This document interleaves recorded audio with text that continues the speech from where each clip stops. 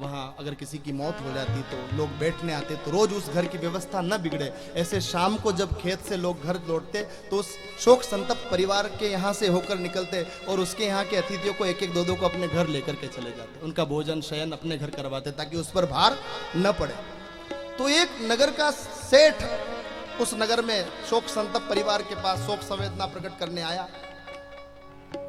शाम को एक किसान लौटा, उसने उनको आग्रह किया कि दादा आप मेरे घर चलें। वो उनके साथ गए। उस किसान की स्थिति जरा नाजुक थी, फसल कुछ हुई नहीं थी, दाल मिल जाती तो रोटी नहीं, रोटी मिल रही थी तो दाल नहीं। ऐसी परिस्थिति में वो उस अतिथि को अपने घर ले गया। घर में जाकर पत्नी को कहा कुछ खाने को है। पत्नी अपने भाग्य को कोस कर सिर पर हाथ रख कर के रोने लगी, हे देवता, हे विधाता, ये कैसा दिन दिखाया। स्वामी आज तो सुबह से घर में कुछ नहीं बना है, क्या कुछ भी व्यवस्था नहीं है? बोले कोई व्यवस्था नहीं। देवी जाकर तो देखो, मैं ले आया हूं उनको घर पर, सुनना समझना साहब। रोते रोते वो किसान की पत्नी घर में गई, 2-3 मटके छान मारे। एक मटके में थोड़ी मिर्ची रखी थी, एक मटके में थोड़ा गुड़ था, एक मटके में थोड़ा नमक था। आकर पति को कहा कि कुछ नहीं है, केवल गुड़ नमक और मिर्ची है। बोले अरे इतना पर्याप्त है, वो सेठ साहूकार है, उसको हमारे पदार्थ से क्या लेना, अतिथि आया है, वो भूखे नहीं रहना चाहिए। हाथ पैर धो लीजिए साहब, भोजन लग गया है। एक थाली के एक कोने में थोड़ा गुड़ रखा, थोड़ा नमक रखा, थोड़ी मिर्च रखी। मेहमान ने उसका भोग लगाया, सोया, रात भर नींद नहीं आई, विचार करता रहा। सुबह उठा, गांव के सरपंच के पास गया, चौपाल पर पंचों को बुलाया और उस किसान को बुलाया। पंचों ने जाकर के कहा कि फला सेठ जो आपके यहाँ रात्रि विश्राम किए थे वो पंचायत बुलाए। किसान डर गया कि लगता है रात में जो मैंने उनकी सेवा करी है उससे वो नाराज हो गए, अपमानित करेंगे, दंड दिलवाएंगे हमको। चलो हो गया सो ठीक है। अपने बेटे को संग लिए, पत्नी को संग लिए, वो किसान गांव की चौपाल पर पहुंचा। उन सेठ जी से सरपंच साहब ने कहा कहिए साहब आपने क्यों पंचायत बुलाई? उस सेठ का भाव सुनिएगा।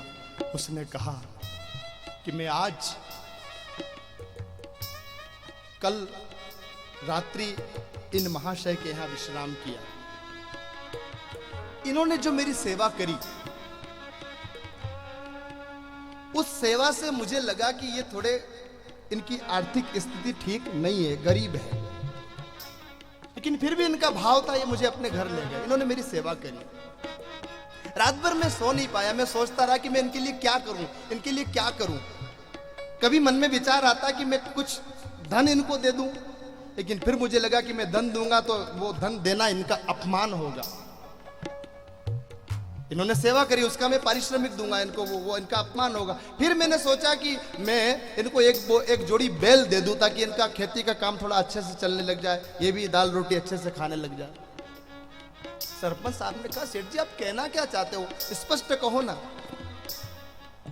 उस सेठ के नेत्र डबडबाने लगे, कहने लगे कि ये किसान जेब से गरीब है, लेकिन इस नगर में, इस देश में, इस मन से अमीर इस किसान के जैसा और दूसरा कोई नहीं।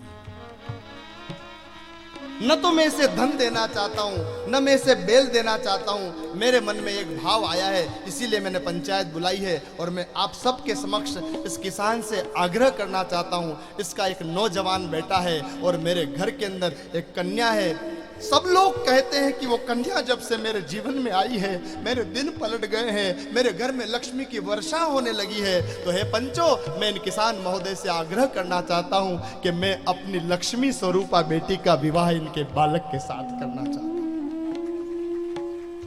धन दूंगा समाप्त हो जाएगा, बेल दूंगा मर जाएंगे, लेकिन मैं लक्ष्मी ही इसको दे दूं। थोड़ा डर रखना भाई, थोड़ा भय रखना भाई। अपने कलेजे का टुकड़ा निकाल के आपको दिया है, कोई चूक हो जाए तो भुलाना, क्षमा करना, फिर क्षमा करना, फिर क्षमा करना, तुमसे गलतियों क्षमा मांगना। इस राष्ट्र में सीता का राष्ट्र कहाने वाला इस भारत देश अबलाओं को आग लगा करके मरना पड़ता है। सोचने की बात है, विचार करने की बात। वो क्या देगा साहब आपको, कितना धन देगा? अपनी लक्ष्मी ही आपको दे रहा है। नारी व्रत धर्म की शिक्षा प्रदान की है। डोली में मां पार्वती को बिठाया है। हिमालय राजा डोली के साथ साथ पकड़ के चलने लगे। 10 कदम डोली चली होगी, पार्वती ने डोली को रुकवाया।